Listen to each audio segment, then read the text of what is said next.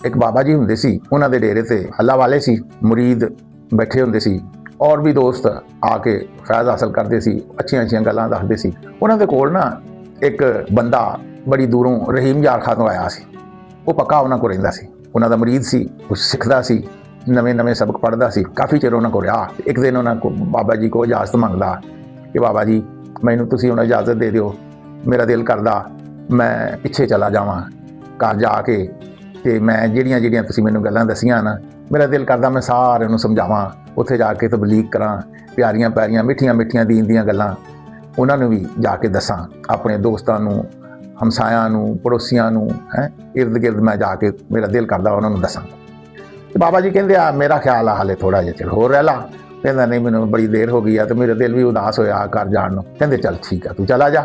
ਕਹਿੰਦਾ ਜਦੋਂ ਤੁਰਨ ਲੱਗਾ ਨਾ बाबा जी कहते मेरी गल सुने ना एक बारी, तेरा घर रहीम यार खां शहर तो किन्नी क दूर आ? कहता तकरीबन को 5-6 मील दूर आ। कहते भी जदों तू वो सफ़र पैदल करना तो उत्थे भेड़ बकरियां चरवाहे इस किस्म के लोग रहिंदे आ, भेडां चारन वाले, बकरियां चारन वाले, रेवड़ वाले, काफ़ी लोग उत्थे इस किस्म के है ना। कहता हाँ बहुत सारे इदां दे लोग आ उत्थे। कहते भी तू जदों उत्थे उतर के जाएगा तो किसी रेवड़ दे कोलों लंघना तो तैनूं पैना ही आ, भेडां दा होवे या बकरियां दा होवे, ते ਉਹਦੇ ਕੋਲੋਂ ਜਦੋਂ ਗੁਜ਼ਰੇਗਾ ਤੇ ਉਹਦੇ ਕੋਲ ਕੁੱਤੇ ਵੀ ਹੋਣਗੇ, ਕਿਉਂਕਿ ਰੇਵੜ ਵਾਲੇ ਨੇ 3-3 4-4 ਕੁੱਤੇ ਤੇ ਲਾਜ਼ਮੀ ਰੱਖੇ ਹੁੰਦੇ ਆ ਬਘਿਆੜਾਂ ਤੋਂ ਬਚਣ ਵਾਸਤੇ, ਭੇੜੀਆਂ ਤੋਂ ਬਚਣ ਵਾਸਤੇ, ਜਾਨਵਰਾਂ ਤੋਂ ਕੋਈ ਨੁਕਸਾਨ ਨਾ ਪਹੁੰਚਾਉਣ।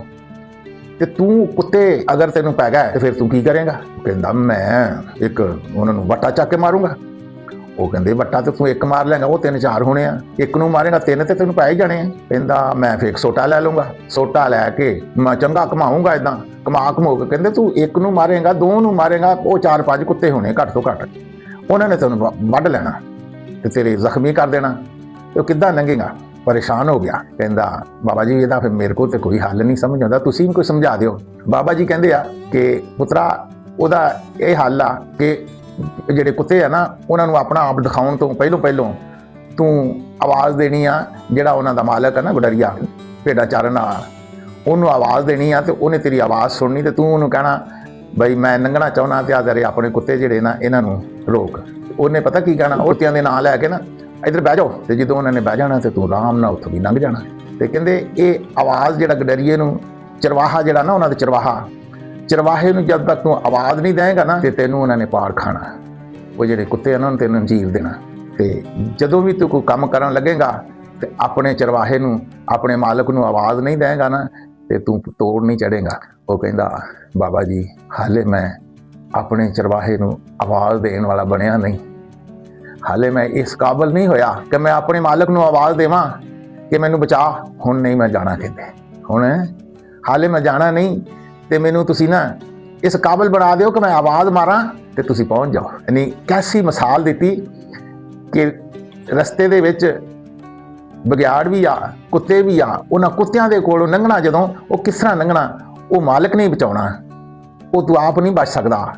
ਆਪ ਕੋਸ਼ਿਸ਼ ਕਰੇਗਾ ਤੇ ਰਸਤੇ 'ਚ ਰਹਿ ਜਾਏਗਾ, ਸ਼ੈਤਾਨ ਤੈਨੂੰ ਘੇਰ ਲਏਗਾ, ਬੜੇ ਬੜੇ ਰਸਤੇ ਤੈਨੂੰ ਪੁੱਠਿਆਂ ਰਾਹਾਂ 'ਤੇ ਬੁਲਾ ਦੇਗਾ, ਤੈਨੂੰ ਨਵੇਂ ਰਾਹ 'ਤੇ ਲੈ ਜਾਏਗਾ, ਤੈਨੂੰ ਚੀਰ ਫਾੜ ਸਿੱਟੇਗਾ। ਇਸ ਵਾਸਤੇ ਜਦ ਤੱਕ ਤੈਨੂੰ ਆਪਣੇ ਮਾਲਕ ਨੂੰ ਆਵਾਜ਼ ਮਾਰਨ ਦਾ ਪਤਾ ਨਹੀਂ ਨਾ ਲੱਗਦਾ, ਉਹ ਕਹਿੰਦਾ ਮੈਨੂੰ ਤੇ ਹਾਲੇ ਤਜਰਬਾ ਹੀ ਨਹੀਂ ਹੋਇਆ ਕਿ ਮਾਲਕ ਨੂੰ ਆਵਾਜ਼ ਕਿਸ ਤਰ੍ਹਾਂ ਮਾਰਨੀ ਹੈ।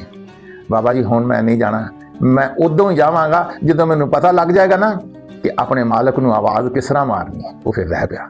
ਵੀਡੀਓ ਅੱਛੀ ਲੱਗੇ ਕਮੈਂਟ ਕਰੋ ਔਰ ਚੈਨਲ ਨੂੰ ਸਬਸਕ੍ਰਾइब करना ना भूलना।